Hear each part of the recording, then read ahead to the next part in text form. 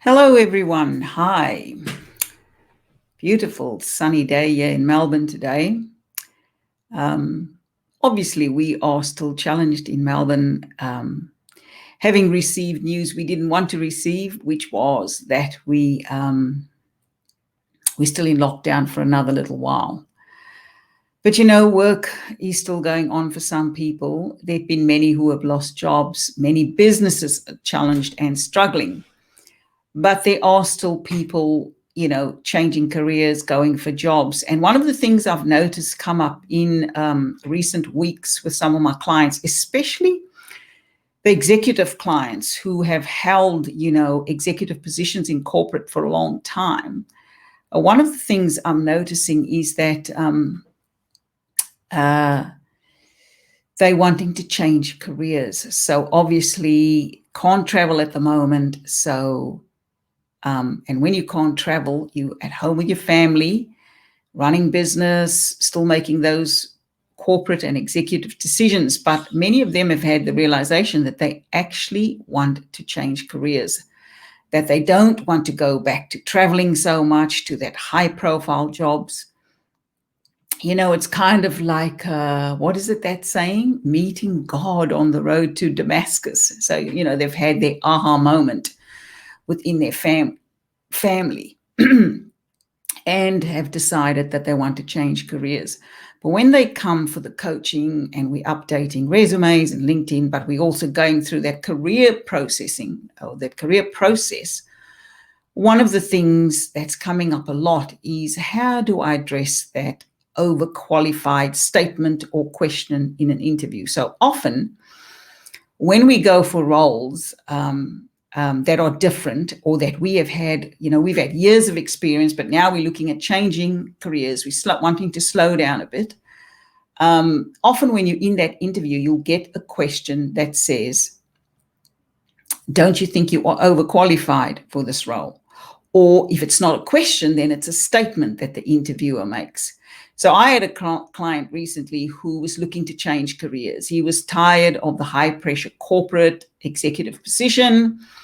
And he'd been thinking and wanted to get into non-for-profit for a long time. But of course, we have commitments, we have bills, all of those things. We're raising kids, we're putting them through school and through university. And so we often tied and chained by the salaries. But now during COVID, he had been thinking about it for a while, but during COVID, recognized that kids are grown, the kids are in university. I think there's only one kid left in university. And so now was as good a time as any to make that change. But he was worried. The question that he was worried about answering was that he would be overqualified for a non-for-profit position that he was wanting to go for. And so, hi, Alan, how are you? And so one of the tips, or there's a couple of tips that I gave him. There are 3 tips that you can use to answer that question of being overqualified. And the first one is to keep your answer focused on your willingness to contribute, to mentor, to pass down the baton of knowledge. So when you stay focused on that, then what you want to do, obviously, is provide examples of how you can coach, mentor, pass your knowledge on to the younger ones coming up behind you, or even sometimes to middle management. Because when you've been in corporate for a long time and you've been at that executive levels for a long time, you would have been through a lot of corporate battles, a lot of, you're probably wearing some corporate war wounds from the experience, the challenges, the projects that went off the rails, the things that didn't work out, the product launches that failed, and all of those things. So remember that you can contribute that. And what you want to do with emphasizing that coaching and that wanting to contribute is to also give an example or tell the interviewer why you've applied for that role. And often it's tied to wanting more meaning in your life or wanting balance. Saying, advised this client to illustrate how he had spent so much of his corporate career traveling. And he had wanted to do volunteer work, and he had wanted to do non-for-profit work. But the travel that he had in the corporate career prevented him from doing that. So now he saw this as a chance, because obviously many people are working virtually, working online, no longer such a big need for travel. And he is able to contribute his skills and his knowledge in a way that he wasn't able to do so before. Also, he was going through, him and his wife are going through the empty nester syndrome, because the kids are grown, left home with only one kid left in uni. And so, I said, tie it to the meaning. Always tie your story to some personal meaning to you, so that the interviewer can understand that there's a personal meaning behind it. There's a personal why. And that means you are a candidate that's likely to stick with the new role in non-for-profit. The other thing I encourage clients to do is to have examples of how their experience contributed. So, for example, he had some experience, quite a bit of experience in product launches. And in his previous company, there were a couple of product launches that had gone wrong. And he was able to share the knowledge that he built up over years, pointing out to people the pitfalls to look out for, and also the quick strategies to have quick wins in product launches.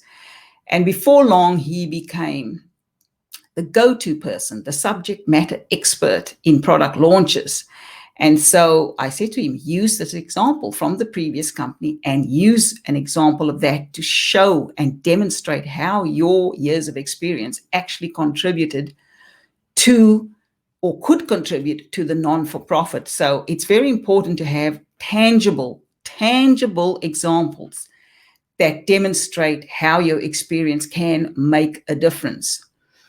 One of the most important things to demonstrate is a willingness to learn from a younger manager, because that's also something that can have interviewers have concern. If you overqualified for a position, are you someone who's going to be able to take direction from someone who's younger or who has less experience than you? And here's where you get to constantly emphasize. It's about constantly bringing the conversation back to how your experience can contribute, how your knowledge can contribute, but also how you're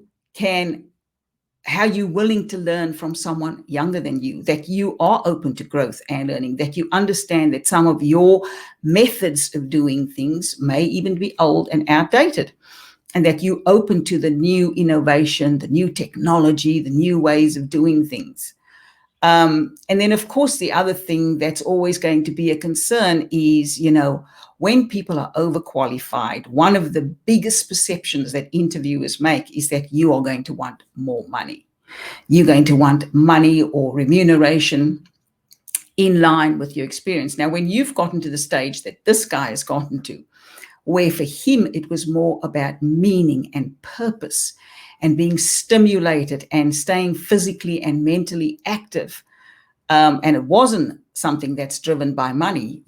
Be open and state that, money is not the driving force for you, that you now at a stage in your life where you're looking for balance, you're looking for stimulation, you're looking for ways to remain engaged and active, especially mentally active in your life.